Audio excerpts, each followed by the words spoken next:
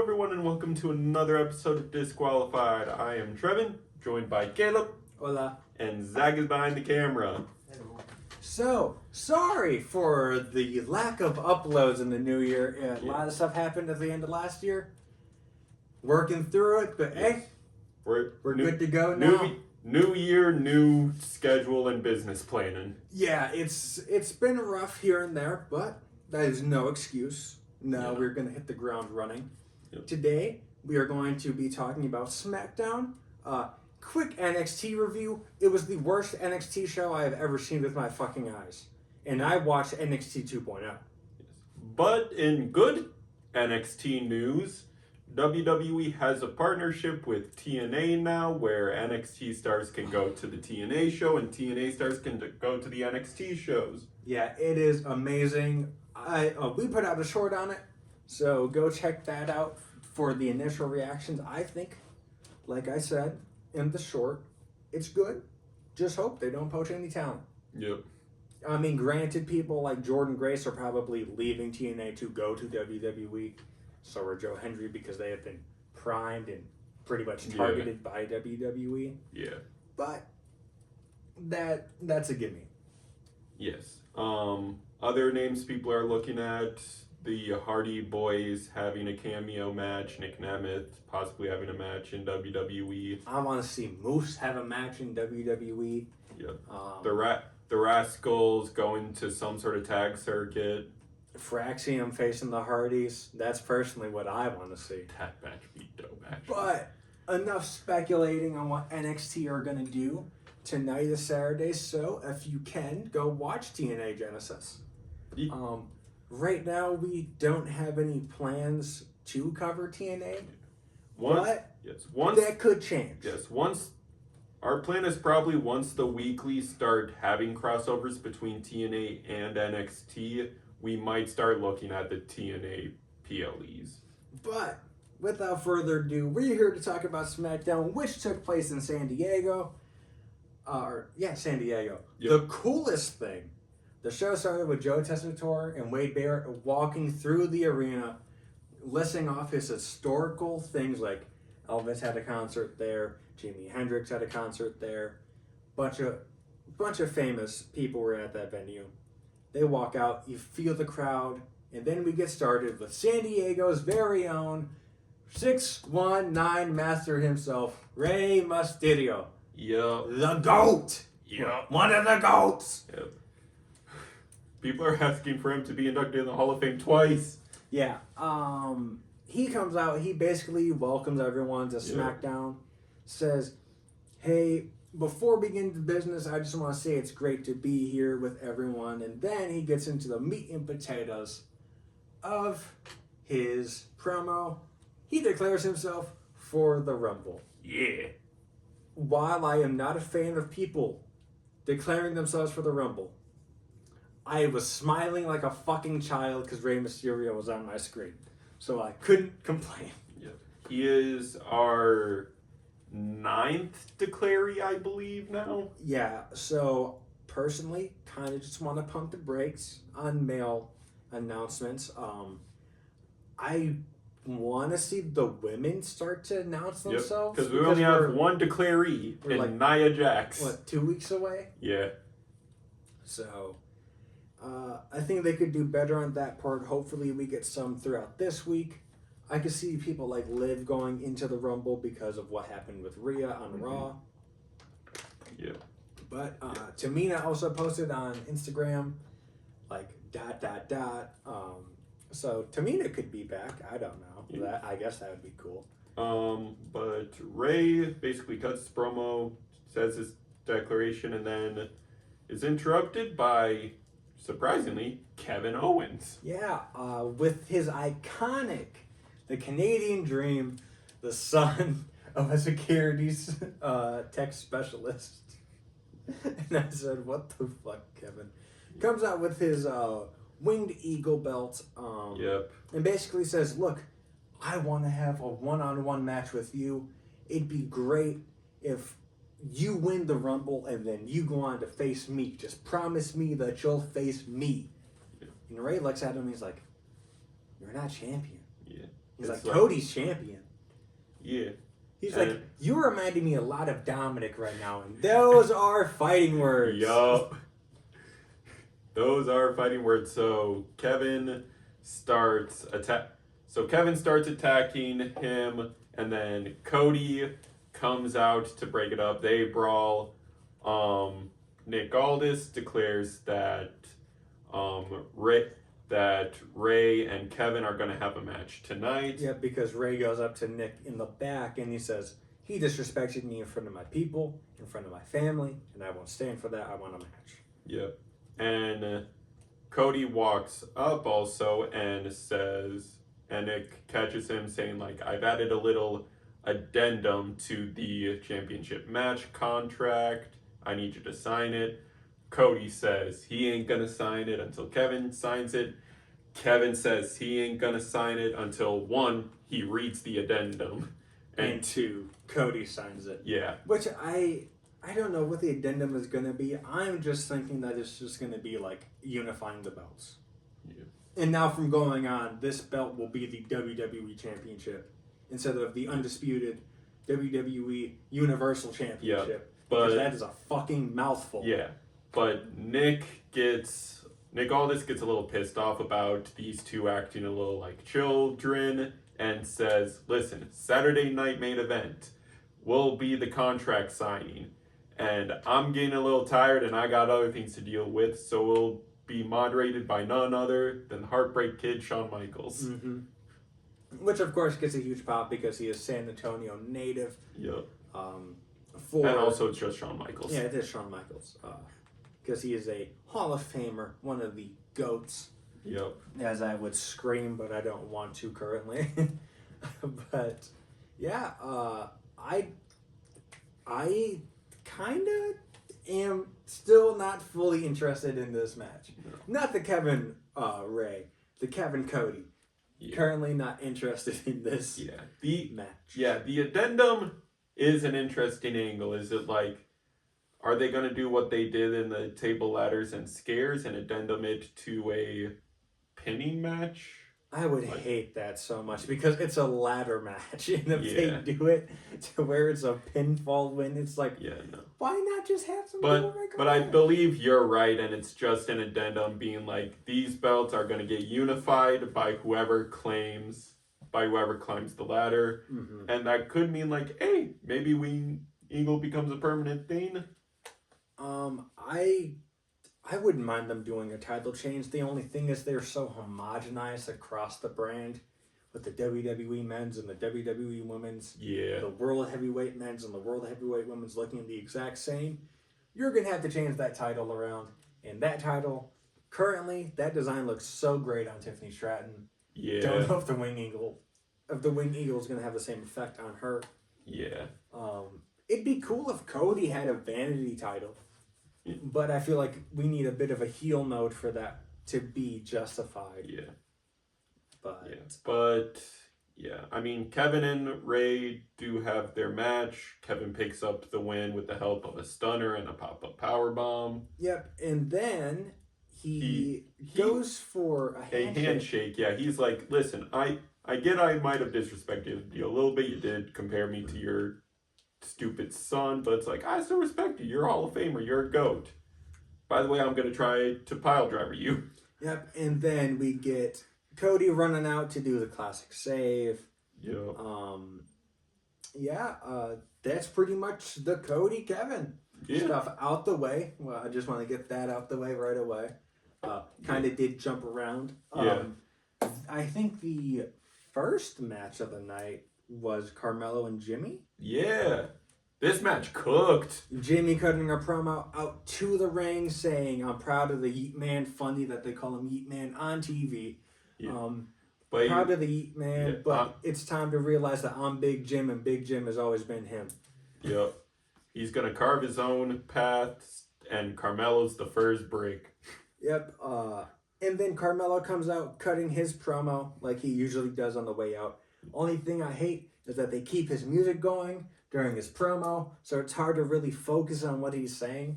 Because my brain is like, oh, the music's going, and I like the music more than whatever you're saying right now. Yeah. Because it's generic, and it's the same thing you say every week. But again, this match cooked. It looked like Jimmy was going to get the win, but bloodline interference. Also, no slight to Carmelo. I love him. I just feel like creative is having him cut the same promos every week saying, I'll say it like I said on another episode. He's jobbering. He's jobbering right now, yeah. I'm starting to agree with that. But honestly, right now is the perfect time. Just build up stock, get him more acclimated on TV.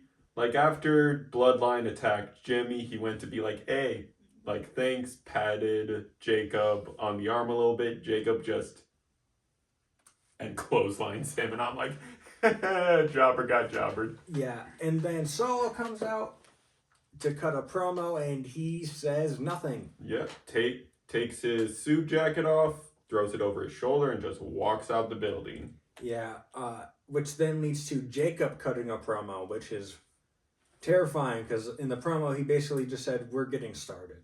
Yeah. He's up. He also crowd the crowd a little stupid, and then I know someone else came out. It was LA Knight. Oh yeah, LA Knight, because LA Knight for no fucking reason. Well, LA Knight and Jacob have beef since Bloodline costed him the U.S. title match. They have beef. Why is LA Knight not focused on the fucking title that he's supposedly trying to get back? Also, why is Shinsuke still fucking champion? I'm sorry, but yeah, LA Knight comes out, and then Braun Strowman comes out. Yeah. And we have another match confirmed for Saturday night's main event. Braun Strowman versus Jacob Fatu. Which I think is going to cook. Cultaholic said today, and I'll steal it. I don't know what Braun is going to do outside of his normal moveset to keep Jacob down. Because while it is effective, that's Jacob Fatu. Jacob has created some fame off of his no-cells. Yeah. So we shall see. I think it's going to be a good match. Yeah. I do want to comment, though, about Jimmy's super kick. Man got that foot high. Oh, yeah. Someone said it on Twitter today that it is interesting to see how he has turned the dial up since War Games. Yes. Like, he is trying to prove something right now, and that is perfect. Yeah.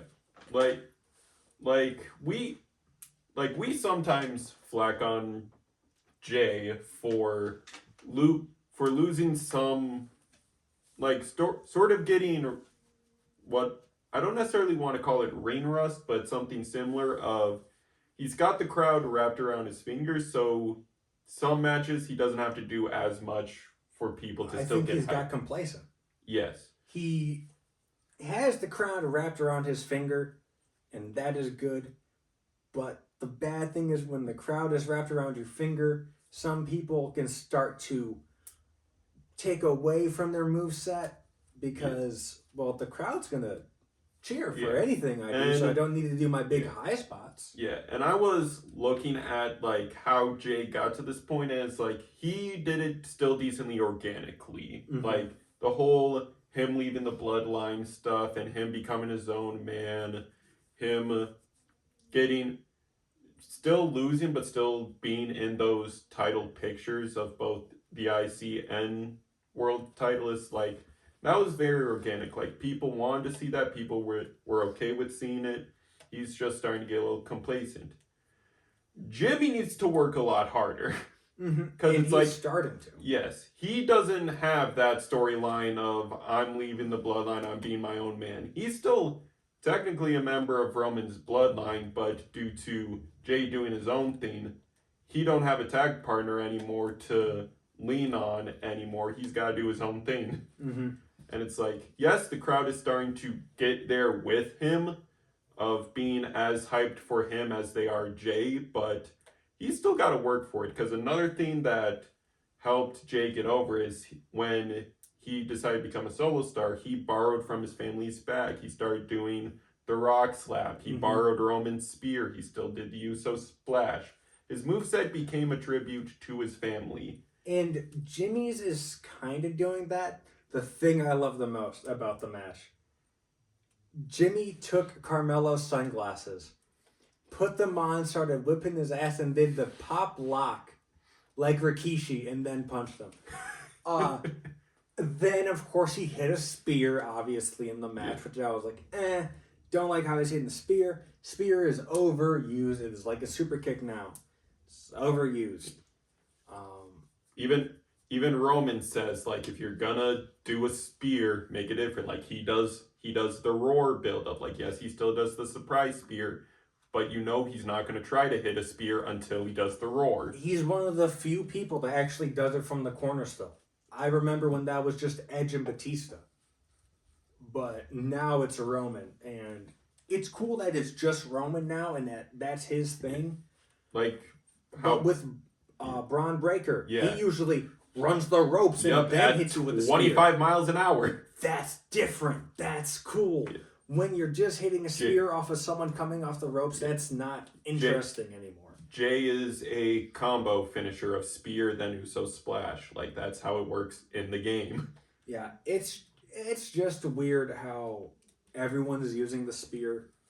But I think we saw that one pop-up Samoan drop from Jimmy, and that looks super fucking clean. Yep. He just needs to work harder. I am all behind Jimmy getting a singles push like Jay. Absolutely. I just hope he doesn't get complacent as Jay. Because it just seems like Jay is Yeet Man, and that is all he will ever be. Yeah. And that is unfortunate. Like, when he was still on crutches from his broken toe and mentioning, like, well, Jay's going to continue being a solo star, so what does that mean for Big Jim? Maybe U.S. title, maybe Royal Rumble winner. Mm-hmm. It's like, he's shooting ideas, and he's taking those steps. New Bloodline still want to catch some receipts, though. Yeah, I found it interesting that Solo didn't acknowledge Roman. Initially, that's how the episode was supposed to start. Yeah. It was supposed to start with Solo acknowledging Roman, and then creative didn't like how that looked or how it worked, so they switched it to this. Yeah, he walks out without saying anything about Roman or even giving his bloodline direction. And now it looks like Jacob is going to kind of take over until Solo comes back. Like, it's funny. The camera was cutting between Solo walking out and Jacob's reaction. Jacob looked pissed. Yeah, I saw on Twitter before I left, it said that Pop is going to be crazy when he says, "I hate you, Solo." But this could lead to people like Zilla coming in and Tongaloa coming in, and that being a new bloodline. I don't want that to be the case. No. Mainly because I don't know where Solo goes. Personally, I just kind of want Solo to go back to a Street Fighter gimmick. Just do the Street Champ thing again. It worked. I don't think you need to be involved in the Bloodline for right now. No. I think that is just a detriment that Bloodline is everywhere. It's working. It is the most over story. It's working. I just feel like it's their cinematic pull. This is my Family Guy Godfather scene. Yeah. I just think the Bloodline is being overused right now. It's good for what it's doing. It's just overused. They need to give it a break. Yeah. But moving on. Yes. We had some tag circuit stuff. Yeah, so we had Motor City Machine Guns and Los Garzas. For #1 contendership. Oh boy, these two teams cooked. Yup. And everyone is saying, like, the additional hour SmackDown got was for this circuit. Because holy... Yeah, dude. Motor City Machine Guns, Los Garzas, they have, like, really good in-ring chemistry for people that I don't think have really faced ever. No. Even Pretty Deadly getting, like, decent screen time, too. Yeah, it's perfect. Build up the tag circuit. This is what SmackDown needs to do, because they said around May or June they're going back to 2 hours. Mm-hmm. Right now, you need to build up as many people as you can within this 3-hour period, so we are familiar with them. So then you can have that rotating cast of characters for when you go back to 2 hours. And a bunch of people are also commenting, like, Raw, take notes. I thought Los Garzas were going to win after Pretty Deadly got involved. But MCMG fought through, and we have new #1 contenders for the WWE Tag Team Championships. Yep. It is going to be Motor City Machine Guns versus DIY once again. Don't know when this takes place. probably going to be a Smackdown, which I hate. Because at this point, if you're not going to put these titles that you just introduced on 2 pay-per-views, including the women's mid cards, because they haven't been involved on an actual PLE. Yeah. I think it would have been better if you just done TV titles. Mainly because of the whole goal is that they're just going to defend them on TV. Yeah. Just make them TV titles. They haven't announced it. I would not be surprised if that match was a potential Saturday night main event match. Because including the women's tag team championships, we'll get to that later, but we saw a graphic. Those are going to be defended at NXT next. Mm-hmm. Not a PLE. So, at this point, I feel like it would just be better if you just put TV in those titles, because you're not utilizing them on PLE. I think it's just going to be the 4 main titles of the top women's and top men's. Yeah. I mean, they're, of course, probably going to have some storyline still at WrestleMania. Mm-hmm. That is the biggest thing, is Mania and SummerSlam becoming 2 nights. Yes. That will allow for them to actually get a lot more. It's a usual thing of like every title is represented in some way at Mania, and with SummerSlam moving to 2 nights, I would not be surprised if, maybe due to the fact that women's mid-card got added, it could be just the singles titles all getting repped, but I feel like they're going to have at least a tag match there, maybe. I feel like it'd be perfect if you did a mix of both. It's like women's IC, men's US, one of the tag titles, probably Raw tag titles. Then you get SmackDown men's, and boom, that's night 1. Because I don't doubt that you're going to do more than 5 a night. 5 matches a night. Yeah. We might get 6. Because we have to fit Andre the Giant Battle Royal in there somehow. Oh, yeah. No, actually, wrong. That happens on SmackDowns now. SmackDown before Mania.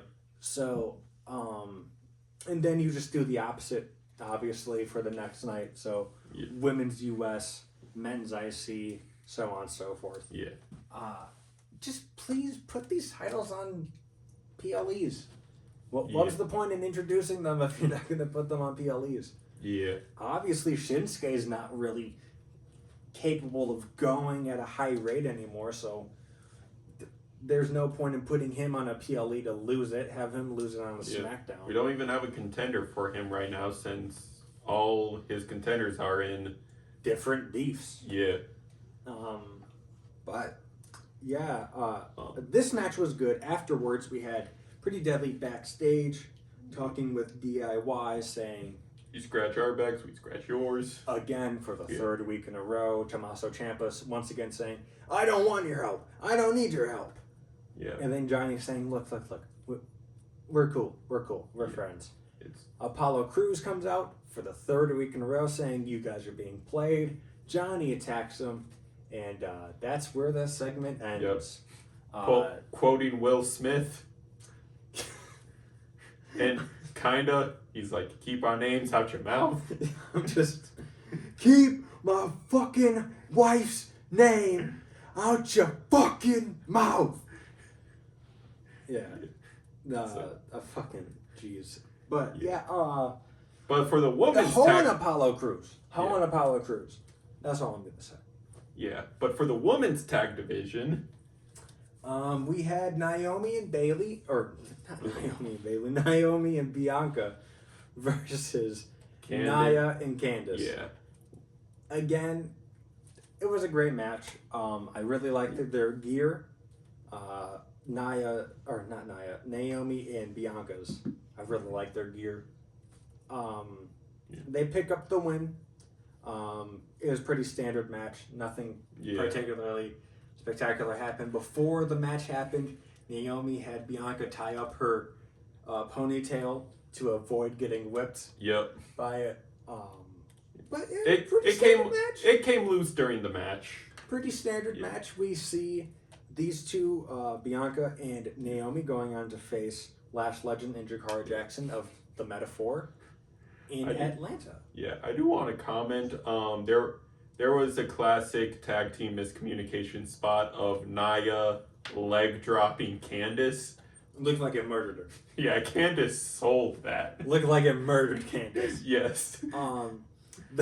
The funny thing I saw on Twitter is they can't wait for the face-to-face of Lash Legend and Naomi, because Naomi is 5'5" and Lash Legend is 6 foot. Just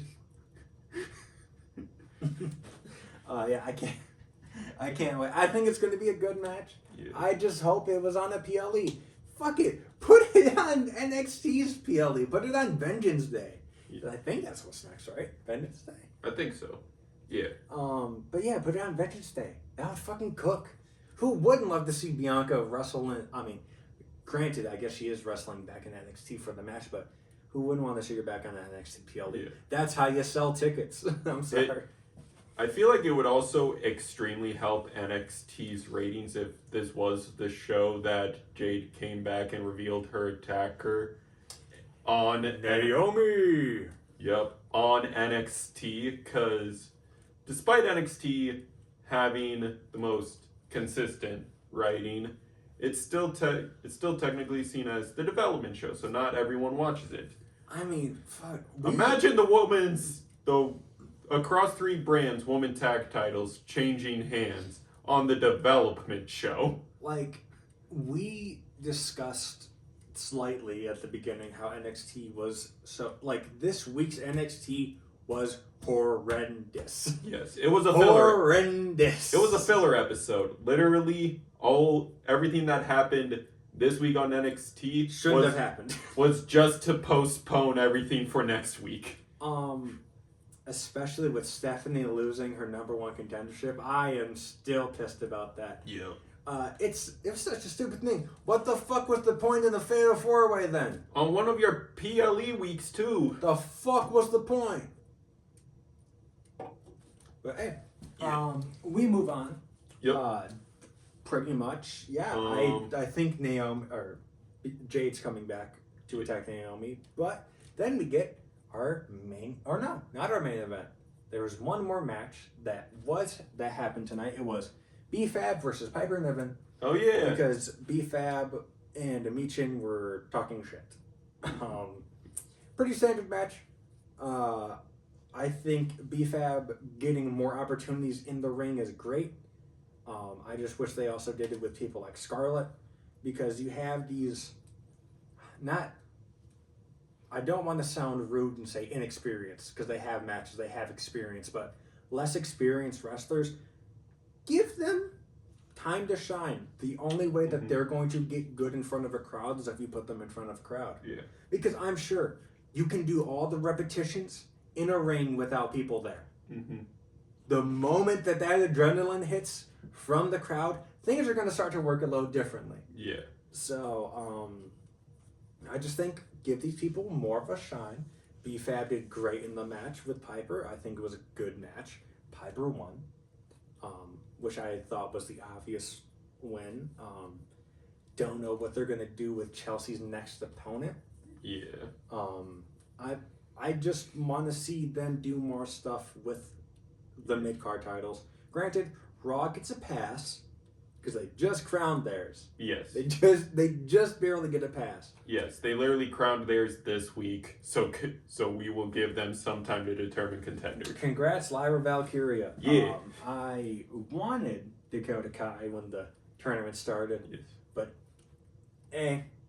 I get it now. Yeah. I get why people like Lyra. Yeah. I'm fully behind it. I think this leads to a good match for a PLE if they wanted to do it again, Dakota versus Lyra. Yeah.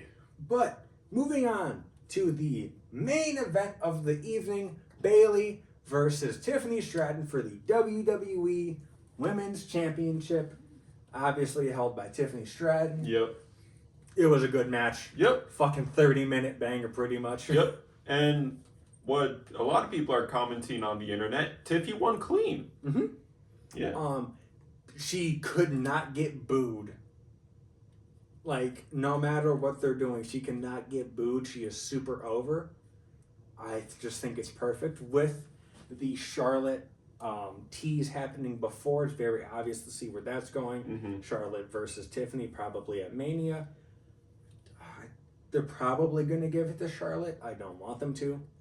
I think you should let Tiffany hold it for, I'd say, at least through Mania. Yeah. You lose that backlash, but have her hold it through Mania. But it was a good match. We saw them go outside. We saw Bailey DeBelly on the outside. Saw a bunch of reversals of the Rose Plant. Ended with the prettiest moonsault ever. Of course. Yeah, it was just a good match, and I think this was a pretty decent episode of SmackDown. Yeah. This one, like, this isn't our first 3-hour episode, but this episode definitely showcased what they're using that third hour for. Yep. And I just think now, next week, or within the coming weeks, introduce people to people like Blair Davenport. She's kind of been lost in the shuffle. Yeah. Introduce her. Oh, one real quick.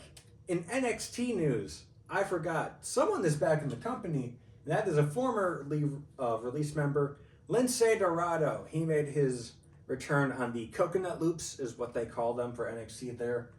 Little house show loops that they do. He made his return to NXT. Don't know if that's just going to be as a competitor currently, or if that is going to transition into more of a trainer / producer role. But either way, congrats. Welcome back to WWE, Lince Dorado. Also, in other news that we just missed, Penta had his debut. Yeah. We'll just shove all the stuff that we missed. Penta made his debut. Yeah. It was perfect. Everyone says, like, you could tell he was just happy to be there. Yeah. I saw today on Twitter, his brother Ray Fenix posted him in a straitjacket out of nowhere.